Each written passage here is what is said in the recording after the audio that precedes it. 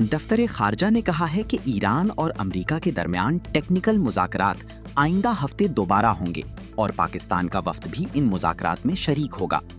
ترجمان کے مطابق فریقین کے مابین مذاکراتی عمل جاری رہنا ہی ایک مثبت نتیجہ ہے اور پاکستان اس پورے عمل میں مذاکرات اور ڈائیلاگ پر یقین رکھتا ہے۔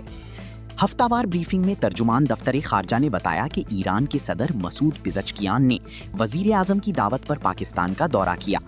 ان کے ہمراہ ایک اعلیٰ سطح کا وفد بھی پاکستان آیا جس نے وزیر اعظم، آرمی چیف اور دیگر قیادت سے ملاقاتیں کی۔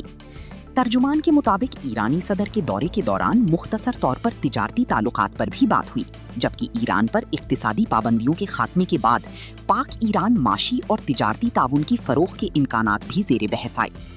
گیس پائپ لائن کے معاملے پر ترجمان نے کہا کہ انہیں اس کی تفصیلات کا علم نہیں، تاہم تمام امور پر بات چیت ہوئی۔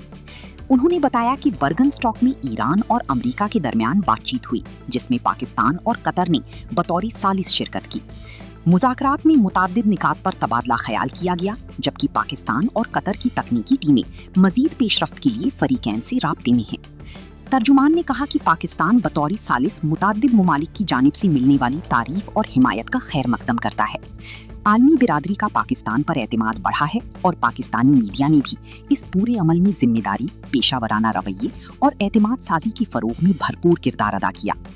ترجمان دفتر خارجہ نے کہا کہ 18 جون کو پاکستان نے دیگر ممالک کے ساتھ اسرائیلی حملوں کی مذمت میں مشترکہ بیان جاری کیا، جبکہ رواں ہفتے پاکستان نے 30 ایرانی شہریوں کی برطانوی اور امریکی حراست سے وطن واپسی میں بھی مدد فراہم کی۔